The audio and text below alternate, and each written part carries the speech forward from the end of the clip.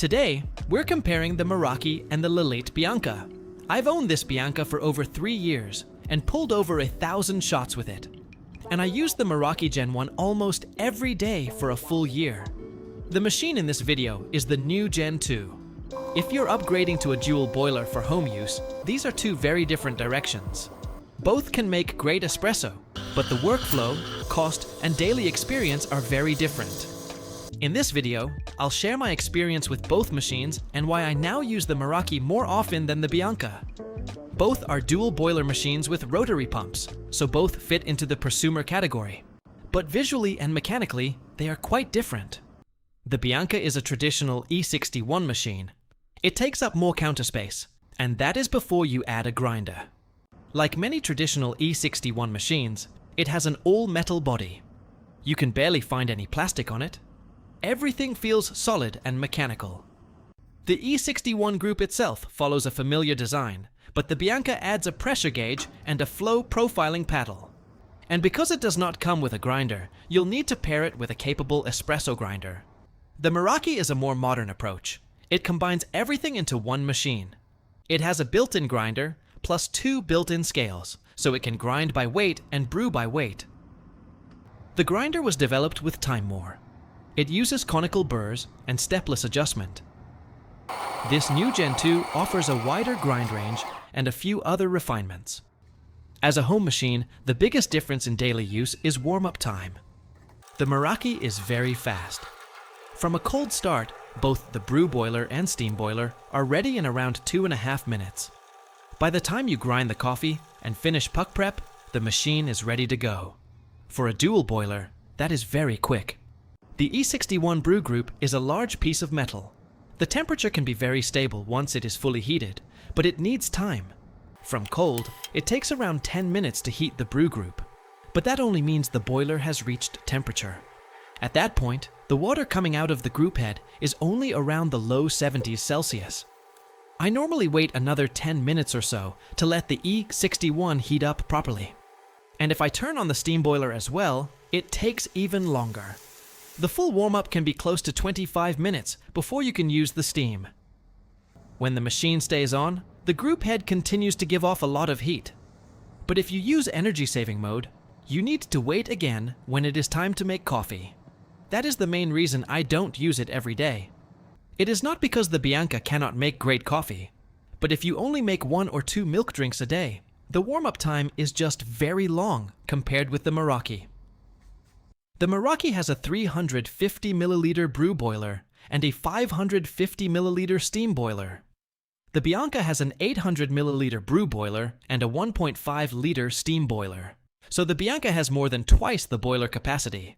That is one reason it is larger, heavier, and takes longer to heat up. But for home use, bigger is not always better. For 1 or 2 espressos or milk drinks, the Meraki has more than enough capacity. Even with a few drinks back to back, I still need time to knock out the puck, grind again, and do puck prep. By then, the machine has recovered. Bigger boilers also mean more old water sitting inside the machine if you only make a few drinks every few days. If I have not used a dual boiler machine for a while, I usually flush some water first.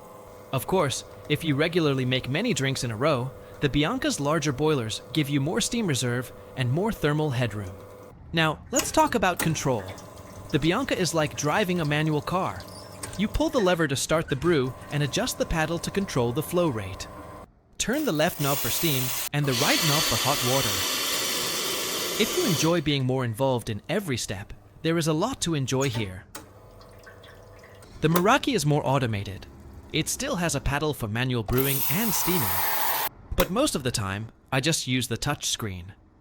Whether I'm brewing espresso or steaming milk, the machine can stop automatically. There is less manual control, but it helps reduce variables and makes the workflow more repeatable. For beginners, it is also very easy to use. The Meraki also has a water spout behind the brew group. Unfortunately, you cannot set the water temperature, but the flow rate is good. I use it often for Americanos. The Meraki has a modern and intuitive touchscreen. Because it has PID control and built-in scales, you can set the brew temperature, target espresso weight, and grind dose. You can set the dose in 0.1 gram increments. The steam wand has a temperature sensor, so you can set your target milk temperature. You can also adjust steam power. I usually use the medium setting. Strong is a little too powerful for me. If you swipe down, there are many more settings. I will not go through all of them here. You can check my full Meraki review if you want more details. These settings help make the results much more consistent. The Lelit Bianca settings are more basic, and they are all inside this LCD menu. You can set brew temperature and change steam boiler temperature, which also affects steam power. If you do not need steam, you can turn off the steam boiler separately. My Bianca is the V2. The automatic pre-infusion options were improved on the V3. You can also see the total number of shots on this machine. Both machines use a standard 58mm portafilter. The Meraki Gen 2 also supports E61 compatible portafilters. The E61 design uses circulating hot water to heat the group head, so it has built-in heating and good temperature stability once it is fully warmed up. The downside is that it heats slowly and gives off a lot of heat. The Meraki group head is also heated. You can set the group temperature in the menu, up to 70 degrees Celsius. It heats much faster and helps reduce heat loss from the metal parts during extraction. For brew pressure, I tested the Meraki with a blind basket. The group pressure peaks at around 10 bar, which is a very good setting. My Lelit was set a little higher by default, but there is a screw underneath the machine to adjust the rotary pump pressure. I would lower it to around 10 bar and use the flow profiling paddle from there. Both machines have PID control. In my testing, both hold temperature very well during extraction. Combined with a heated group head, temperature stability is not a concern on either machine. Now let's pull some shots side by side. For this test, I'm using the Meraki's built-in Timemore grinder for both machines. Same coffee, same dose. A lot of people assume built-in grinders are not good enough, but this one is good enough for daily use. The main advantage is grind by weight. It is simple. You set 18 grams, press a button, and the dose is usually within around 0.1 to 0.2 grams. For comparison, I use the Meraki portafilter and the same basket. This keeps the portafilter and puck as consistent as possible. For the Lelit shot, I use the paddle to keep the first few seconds under 4 bar for pre-infusion. Then I open it fully and keep the brew pressure around 9 bar. If I want, I can lower the pressure to around 6 bar near the end of the shot. That is the fun of manual control. You have more room to experiment. But because it is manual, it is also easier to introduce more variation. This shot reaches 36 grams in exactly 30 seconds. It looks very appealing, with a thick and syrupy texture. Now I grind another 18 grams of coffee. Same portafilter, same puck prep. For the Meraki shot, I set the target yield to 36 grams. I also set a 5-second pre-infusion at 4 bar in the menu. The screen shows the shot time and weight in real time. The difference is that I only need to press start, and the machine handles the rest. Once the grind size is dialed in, I can get the same shot time and the same flavor each time. If you watch my videos regularly, you've probably seen me use the Meraki to test different grinders.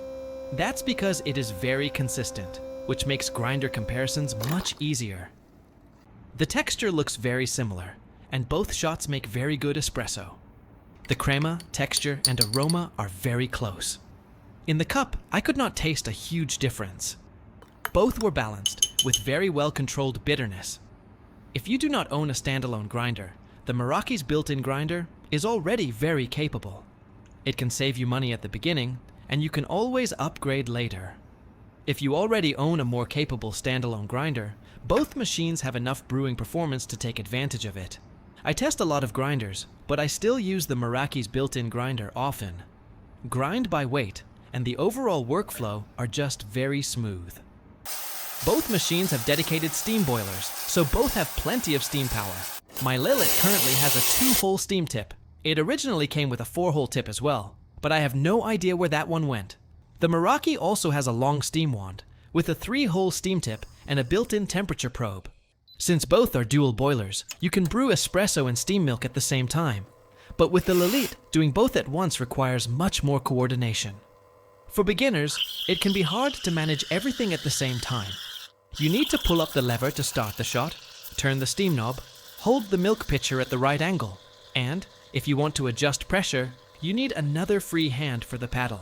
At the same time, you are watching the milk, checking the scale, watching the pressure gauge, and adjusting when needed. Then you still need to lower the lever to stop the shot and close the steam knob. It can get a little hectic. That said, the Bianca has more than enough steam power.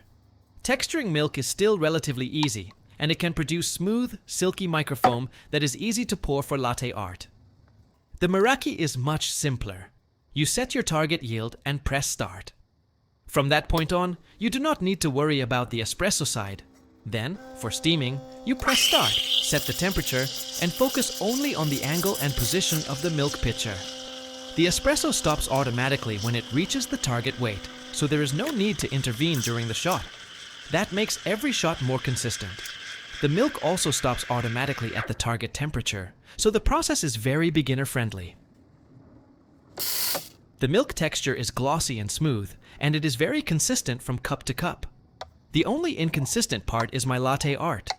Latte art takes a lot of practice, but pouring a pattern with this milk is actually very easy. This shows the difference between the two machines very clearly.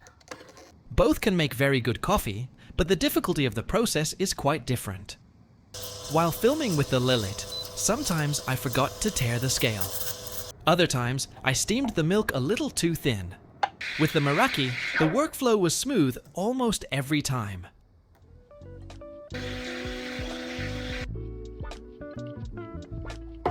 Overall, this is a comparison between a traditional Italian-style machine and a modern integrated machine.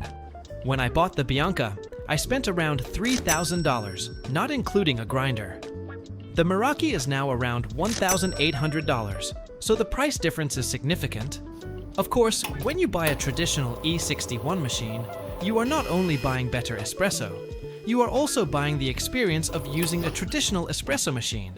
But when I have both machines available, I clearly prefer using the Meraki. That is why it stays on my coffee bar, not because the Bianca cannot make great espresso, but because the Meraki makes daily coffee easier, faster, and more consistent. It really depends on what kind of experience you enjoy. I hope this video helps. Leave a comment if you have any questions, and I'll see you in the next one.